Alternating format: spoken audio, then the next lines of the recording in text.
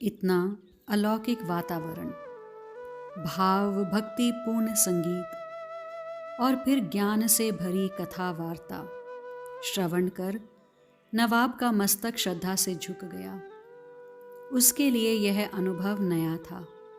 उसने अपना आप संभाला और धीरे धीरे मीरा के सम्मुख जाकर हाथ जोड़कर गद गद कंठ से बोला, हुनर, नूर और उसके ऊपर खुदाई, मोहब्बत, यह सब एक साथ नहीं मिलते और ना ही एक जिंदगी की बख्शीश हो सकते हैं।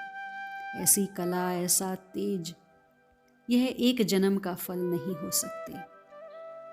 आज आपका दीदार करके और खुदा का ऐसा करिश्मा देखकर यह नाचीज सुरखरू हुआ। अपने खुदा के लिए इस नाचीज की छोटी सी भेंट कबूल करके मुझ पर एहसान फरमाइए। नवाब ने जेब से हीरों का हार निकाला और अंजलि में लेकर नीचे झुका।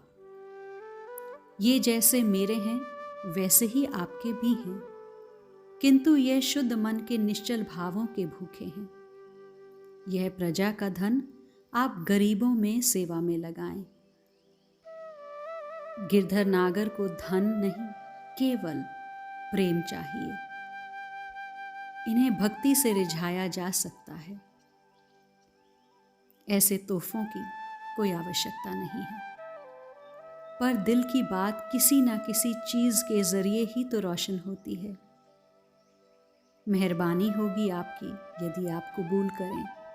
कहते हुए नवाब ने हीरों की वह माला धरती पर रख दी और आंसू पोंछते हुए वह मंदिर से बाहर निकल आया। नवाब और वजीर दोनों बाहर आ घोड़े ले अपनी सरहद की तरफ रवाना हुए। वजीर ने कहा, आपने ठीक नहीं किया जहांपना। आपने वहां बोलकर और वह तोहफा नजर कर एक तरह से खुद को रोशन ही कर दिया है। आपकी बोली से सबको आपकी पहचान पता लग जाएगी। आपको भूलना नहीं चाहिए था कि हम दुश्मन के इलाके में हैं। ठीक कहते हो खान, मैं अपने आप को जब्त ना कर सका, अपनी भावनाओं को रोक ना सका।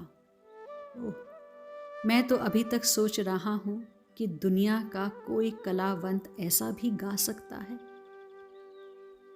लेकिन गाएगा भी कैसे, क्योंकि वह तो सब लोगों को खुश करने के लिए गाते हैं और ये मलिका खुदा के लिए गाती हैं। इसलिए इतना फर्क है। सब कुछ बेनज़ीर है खान। सच में मेरा यह सफ़र कामयाब रहा। बड़े खुश नसीब हैं यह चित्तौड़ के बाशिंदे जिन्हें ऐसी मलिका नसीब हुई। अगर अब राजपूत आ भी जाएं और मैं मारा भी जाऊं तो मुझे कोई अफसोस न होगा। हीरों के हार और नवाब की बोली ने मंदिर में बैठे लोगों में थोड़ी खलबली मचा दी कि आने वाले मुसलमान थे। मीरा ने कहा, सबको एक ही भगवान ने बनाया है और बेटे के आने से बाप का घर कभी भी भ्रष्ट नहीं होता। पर यह खबर महाराणा तक पहुंचने में देर ना लगी। महाराणा का क्रोध 7वें आसमान पर था। वह उदय कुंवर बाईसा के पास पहुंचा और क्रोध से तमतमाते हुए उसने सारी बात बतलाई। जीजा, आप सोचो, सारंगपुर के नवाब ने मंदिर में बैठकर भाभी महारा के भजन भी सुने और बातचीत भी की। उसने हीरों की माला भी भेंट की। उदय कुंवर ने भय और आश्चर्य से भाई को देखा। मैंने बहुत सब्र कर लिया। अब तो यहाँ मैं रहूंगा या फिर ये रहेंगी। इन्होंने तो हमारी पाग ही उछाल दी है। पहले तो बाबा और महात्मा ही आते थे, अब तो विधर्मियों ने भी रास्ता देख लिया है। अरे हीरे मोती ही चाहिए थे तो मुझसे कह देती, कहीं बोलने योग्य नहीं छोड़ा इस कुलक्षणी ने तो। जब मैं घर में ही अनुशासन नहीं रख पा रहा हूँ तो राज्य कैसे चलाऊंगा। महाराणा ने राज्य वैद्य को बुलाया और दयाराम पंडा के हाथ सोने के कटोरे में जगन्नाथ जी का चरणामृत कहकर मीरा के लिए विष भिजवाया। दयाराम के पीछे पीछे उधर बाईसा भी चली।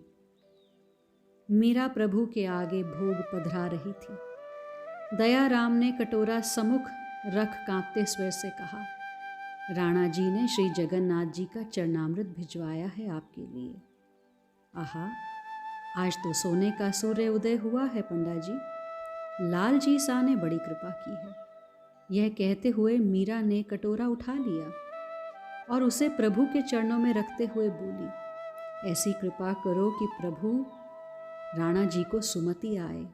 वह तो अनजान थी कि यह विष है। षड्यंत्र से अनभिज्ञ, अपने ही भाव में स्थित। फिर पंडा जी से पूछा मीरा ने, कौन आया है जगन्नाथपुरी से? मैं नहीं जानता सरकार, कोई पंडा या यात्री आए होंगे। चंपा, गोमती आदि दासियां दूर खड़ी हुई भय और लाचारी से देख रही थी इस चरणामृत लाने वालों को और कभी अपनी स्वामिनी के भोलेपन को। वह ये षड्यंत्र समझ रही थी।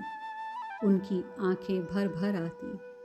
क्यों सताते हैं इस देवी को ये राक्षस? क्या चाहते हैं? क्या बिगाड़ा है इस देवी ने इनका? अपने में ही सिमटी रहती है, अपने ही गिरधर नागर को लाड लड़ाती रहती है।